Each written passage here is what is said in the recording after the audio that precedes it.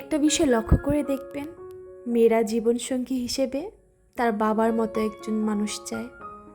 আর সবচেয়ে বড় কথা কি জানেন, বাবারা কিন্তু তার মেয়েকে একটু বেশিই ভালোবাসে। ছোটবেলা থেকেই একটা মেয়ে তার সবচেয়ে গভীর, নিরাপদ ও নির্ভরযোগ্য সম্পর্ক গড়ে তোলে তার বাবার সাথে।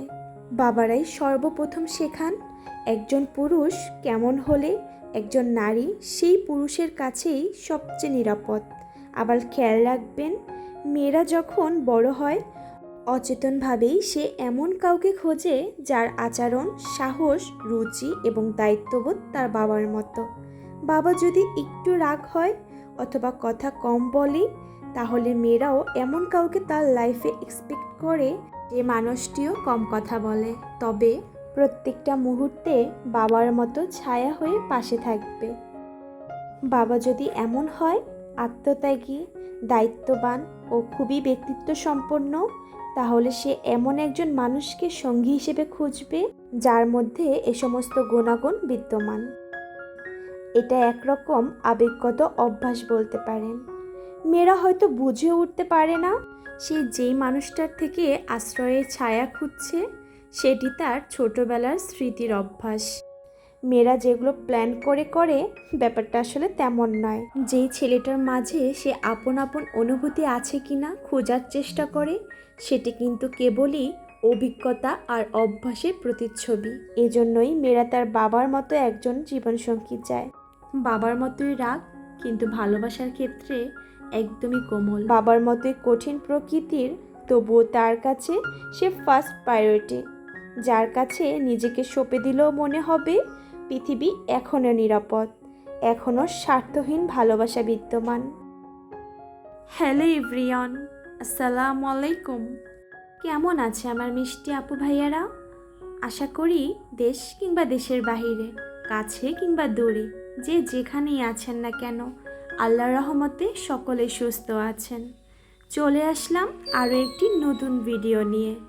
যে মারফিস ডায়েরি পক্ষ থেকে আমি মারফি সবাইকে ওয়েলকাম করছি আমার নতুন আরও একটি ব্লগে।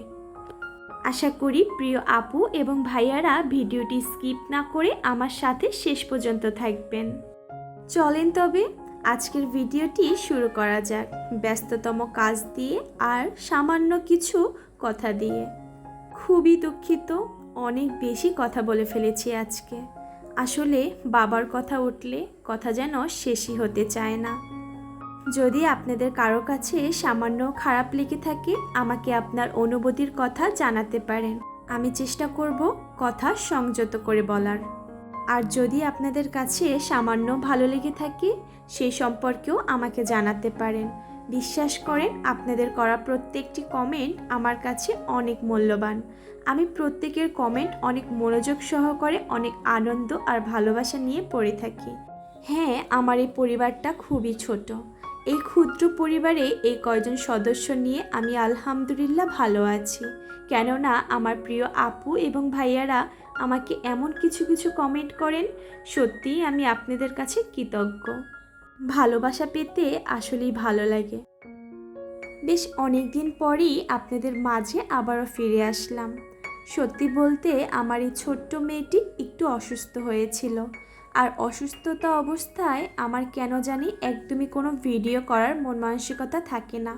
মহান আল্লাহ তাআলা নাকি সবচেয়ে খুশি হলে বৃষ্টি দান করে, সবচেয়ে খুশি হলে অসুস্থতা দান করে, আবার সবচেয়ে খুশি হলে ঘরে মেয়ে সন্তান দান করে। অসুস্থতা একটি নিয়ামত। তবে সত্যি বলতে বড়রা যখন অসুস্থ হই, ব্যাপারটা না গায়ে লাগাই না, অতটা খারাপও লাগে না। তবে চোখের সামনে যখন দেখি ছোট মেয়েটি অসুস্থ হয়ে কাতরাচ্ছে, তখন কিন্তু খুবই খারাপ লাগে। মা হিসেবে খুবই হতাশার ভিতরে দিন কাটে। দূর থেকে অনেকেই হয়তো বলতে পারে, ব্যাপার না, অসুস্থ তো হবেই। তবে মা সামান্য অসুস্থ হলেও অনেক বেশি চিন্তিত হয়ে পড়ে, কেননা তার চোখের সামনে ছোট্ট পাখিটি কষ্ট পাচ্ছে। এটি সহ্য করা ভীষণ কঠিন। তবে অসুস্থতা যেহেতু মহান আল্লাহ তাআলার একটি নিয়ামত, মহান আল্লাহ তাআলাই সুস্থ করে তুলবে। জানি না কেন মেয়েকে এত বেশি সেভে রাখার চেষ্টা করি, তারপরও কেন জানি কয়েকদিন যেতে না যেতেই আবার অসুস্থ হয়ে যায়। আপনারা প্লিজ আমার মেয়েটির জন্য দোয়া করবেন, আমার ছোট্ট পাখিটি যাতে খুব দ্রুতই সুস্থ হয়ে যায়। সত্যি বলতে সুস্থ অবস্থায় হাজারো দুষ্টামি করলে একদমই খারাপ লাগে না, তবে অসুস্থ অবস্থায় চুপচাপ বসে থাকা দেখতে একদমই সহ্য হয় না। কথা বলতে বলতেই আজকে কিন্তু আমি রান্নার জন্য সব আয়োজন গুছিয়ে রান্নাটা করে নিচ্ছি।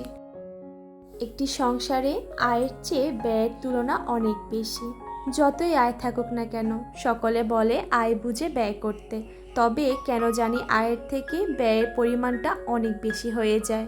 সংসার ছোট হোক কিংবা বড়, তবে মাসিক খরচের থেকে কিংবা দৈনিক খরচের থেকে যদি কিছু টাকা পরিমাণ আপনি প্রতিদিন জমিয়ে রাখেন, তাহলে কিন্তু মাস শেষে সেই কিছু পরিমাণ টাকাও একদিন বড় আকারে ধারণ করবে।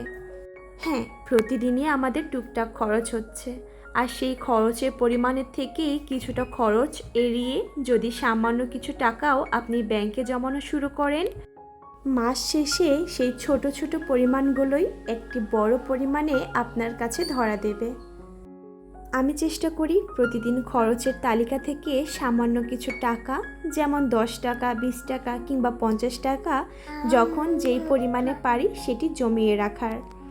আসলে বুদ্ধি দিয়ে কাজ করলে কিন্তু সংসারে উন্নতি করা যায়। আয় তো প্রত্যেকেই করে, কারোর আয় একটু বেশি পরিমাণে আর কারোর আয় একটু অল্প পরিমাণের। তবে বুদ্ধি দিয়ে কাজ করলে কিংবা বুদ্ধি দিয়ে সংসারের প্রতিটা স্টেপ নিলে তখন কিন্তু দিন শেষে আপনি লাভবান হবেন। দিন শেষে আমাদের সকলকেই সব কিছু ম্যানেজ করে চলতে হয়। সমাজের সাথে তাল মিলিয়ে চলতে চলতে কখনো কখনো কিন্তু খরচ অতিরিক্ত হয়ে যায়। তবে যেদিন খরচ বেশি হচ্ছে, পরের দিন চেষ্টা করা উচিত খরচটি কমিয়ে নেওয়ার। প্রতিদিন হয়তোবা একরকম যায় না, সংসারের প্রত্যেকটি দিনই আলাদা। প্রত্যেকটি দিনেই কিছু নতুন নতুন চাহিদার উৎপত্তি ঘটে। কিছুই করার নেই, সংসার জীবনটি এমন। তবে কিছু রুলস যদি আপনি নিজের মতো করে মেনে চলেন, তাহলে যতই খরচ হোক না কেন দিন শেষে কিছু টাকা আপনার হাতেও আপনি জমাতে পারবেন। আর এই টাকাগুলো কিন্তু আপনারই বিপদের সঙ্গী। ভিডিওর এ পর্যায়ে আমি সত্যিই জানি না আমার সাথে কেউ আছেন কিনা। যদি কোনো প্রিয় আপু কিংবা ভাইয়ারা এখন পর্যন্ত আমার সাথে থেকে থাকেন, তাহলে তাকে উদ্দেশ্য করে ছোট্ট একটি অনুরোধ করে নিচ্ছি। আমার এই ভিডিওর কোনো অংশ যদি আপনাদের কারো কাছে সামান্য হলেও একটু ভালো লেগে থাকে, চাইলে আমার ভিডিওতে একটি ছোট্ট লাইক করতে পারেন। আর যদি খুব বেশি ভালো লেগে থাকে, আমার চ্যানেলটিকে সাবস্ক্রাইব করে এই ছোট্ট পরিবারের সদস্য হয়ে যেতে পারেন। সাবস্ক্রাইব করে পাশে থাকা বেল আইকনটি বাজিয়ে দিতে পারেন। এতে করে আমি কোনো ভিডিও ছাড়া মাত্রই আপনাদের কাছে নোটিফিকেশন পৌঁছে যাবে। যে সমস্ত আপু কিংবা ভাইয়ারা কাজটি অলরেডি করেছেন, তাদেরকে অসংখ্য ধন্যবাদ। যদি কোনো আপু আমার রেগুলার ভিউয়ার্স হয়ে থাকেন, তাহলে তো সে অবশ্যই জেনে থাকবেন আমি একদমই নতুন রাঁধুনি, আর সংসারের প্রত্যেকটি রান্নাই আমি নতুন নতুন করে শিখছি। হ্যাঁ, আমি না সেরকমভাবে কেক বানাতে পারি না, তবে আজকে একটু সাহস করে চেষ্টা করলাম। জানি না কেমন হবে, ইউটিউব থেকেই আমার অনেক অভিজ্ঞ আন্টি আপুদের ভিডিও দেখে আমি ট্রাই করব। তাদের কথা মতোই আমি বানানোর চেষ্টা করছি। দেখা যাক ফাইনালি কেমন হয়। একটু লক্ষ্য করলে আপনারাও দেখতে পারবেন আমি একের পর এক কীভাবে করেছি। আমি আজকে ইলেকট্রিক বিটারটা ইউজ করিনি, আমি চেষ্টা করেছি হ্যান্ড উইক্স দিয়ে কাজটি চালিয়ে নেওয়ার একদম সিম্পলভাবে। যেহেতু আমি আমার মেয়ের জন্য এই কেকটি তৈরি করছি, আমি চিনির পরিমাণটাও একটু মেপে দিয়েছি। আর এই ব্যাটারটা একদম আলতো হাতে অনেকটা সময় নিয়ে আমি মিশিয়েছি। এরপর কনডেন্স মিল্কের মতো যখন এই ঘনত্বটা এসেছে, এ পর্যায়ে আমি একটি বাটির ভিতরে তেল ব্রাশ করে নিয়েছি আর উপরে একটি পেপার দিয়ে নিয়েছি, যেহেতু আমার কাছে বেকিং পেপার ছিল না, আমি বাসায় নর্মাল পেপারটি ইউজ করেছি। আজকে যেহেতু আমি কেকটি চুলায় তৈরি করব, সেজন্য একটি হাঁড়িতে আমি চুলায় প্রিহিট হতে 10 মিনিটের মতো দিয়েছি। এরপর এখানে কেকের ভিতরে যে বাবলসগুলো ছিল সেগুলো আমি একটি পিন নিয়ে সুন্দর মতো ফুটিয়ে দিচ্ছিলাম। সত্যি বলতে কেন জানি কেকের পরিমাণটা জানার পরও কেক আমার পারফেক্ট কখনই হতে চায় না। আগে পরেও আমি অনেকবার ট্রাই করার চেষ্টা করেছিলাম বাবার বাসায় থাকতে, তবে সেরকমভাবে পারফেক্ট হয়নি। তবে আজকে আশা করছি আমার কেকটি একদম সুন্দর মতো ফুলে পারফেক্ট হবে। তবে দেখা যাক। আমি যেহেতু এটি 40 মিনিটের মতো বেক করেছি, এরপর একটি কাঠি দিয়ে টেস্ট করছিলাম ভিতরে পরিপূর্ণভাবে হয়েছে কিনা। আমি তো আজকে কেকের ফাইনাল লুক দেখে অনেকটাই খুশি, কেননা যে কখনোই কেক বানাতে পারেনি তার কেকেও যে এত সুন্দর মতো ফুলে উঠবে তা আমি আসলেই আশা করিনি। সবচেয়ে বেশি খুশি হয়েছিলাম কেকটি খুব ভালোভাবে কুক হয়েছে আর সাথে খুব সুন্দর করে ফুলে উঠেছিল। এতটা সফট ছিল, আমি আপনাদেরকে একটু কেটে দেখিয়ে দিচ্ছি। একদম সাইডেও আমার পারফেক্ট মতো একটি কালার এসেছে।